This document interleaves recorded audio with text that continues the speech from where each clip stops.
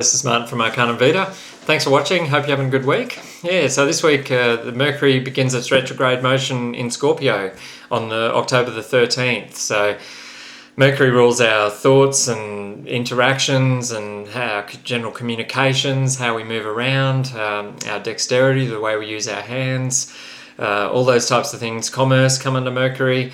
So our neighbours, our neighbourhoods, all those things are mercurial type affairs. And when Mercury goes retrograde, it's a chance to, over the next few weeks, there's going to be a bit of a disruption in these types of things that are associated with this energy. But overall, it's a chance to relook at things and revise and, discern things a little bit better and just generally polish up. So it's a great time to, recheck your schedules and redo your travel plans, or look closer at things and make sure that everything's in place, even old jobs or chores and things like that. Get it all up to speed over the next few weeks rather than trying to sort of launch anything new. This is a really good energy to bring things up to a state of better completion or get on top of things a little bit more.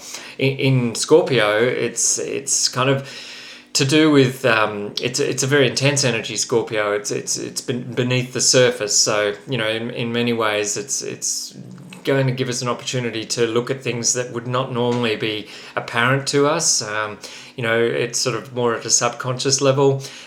Also it's to do with our regenerative ability, our creativity, but also our resources and how we use our resources, and not only what resources we have available, but in many ways it could help us discover or make better use of, or bring to light resources that we may not necessarily have realized that were available to us. And so in this way it's a good time to look at our priorities and bring out a better focus around things, and draw a more refined perspective around our resources and how we're using them, so that we can make better use of our time and energy and those types of things. The way, on one hand, you got to watch retrograde energy, because communications can go awry, or the misunderstandings are likely, and those types of things. So look at the details over this period of time and check things a little bit more closely, and it's not time to enter into anything new.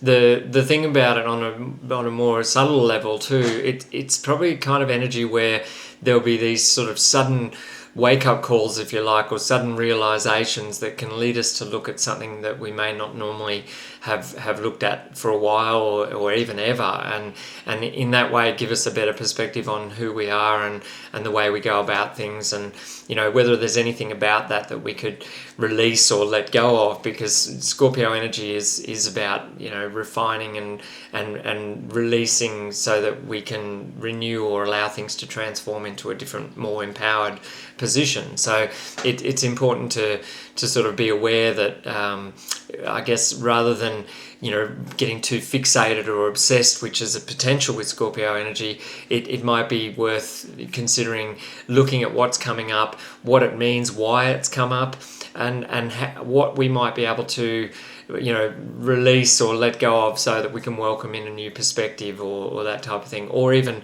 when it comes to more physical type items like our resources and things like that, there may be issues arising around that, and we can look closer at are we directing our energies, or are we using what we've got available to us to our fullest potential, rather than sort of spreading ourselves a lot thinner at a more inefficient type of outcome. So that's how I can sort of see this energy playing out. And on another level too, it's about intimacy and our close relationships, and particularly the relationship with ourselves.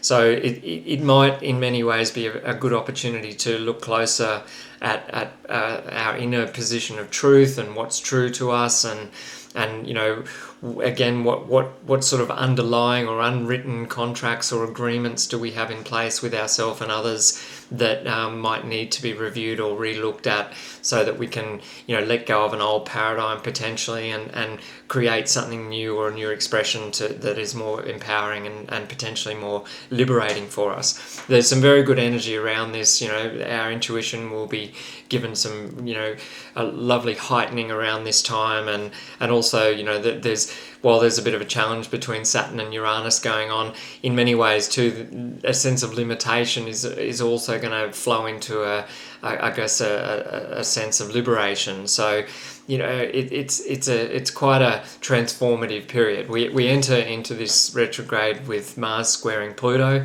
so there is the potential to see things as quite, you know, pressing and overwhelming at this time. But at the end of the day, I see that same energy as a bit like a furnace or a calcinating crucible, if you like, to apply this external pressure and heat to us to in many ways burn off some old dross or exterior notions that we have around things, to bring us a little bit closer to seeing things a little bit more truthfully and from our own perspective, and you know, and bring up a position or a perspective about ourselves that might be actually quite liberating and refreshing, and help, you know, we could, you know, in many ways let go of old associations or attachments that are drawing us into these types of oppositions. So it's just important not to fire into opposition, because at the moment any external opposition or external, you know, conflict will have probably quite an overwhelming or a futile type of energy around it. So it's good to use this energy in a more constructive, creative way to bring about a new perspective for ourselves. But it's on for the next few weeks. Don't enter in anything new, ideally, they say, under Mercury retrograde. Just use this time to go over and look at things, because sometimes, unless we absolutely have to, but like if we've got the opportunity to reflect and ponder, it's good to use this energy in that way, because oftentimes what we enter into or what we jump into during a retrograde, when the energy moves forward again, it may actually appear quite different to what we thought was going on, and you know, forward motion is not favoured at this time particularly. Rather, it's more favouring that sort of you know, paying attention to the details type approach.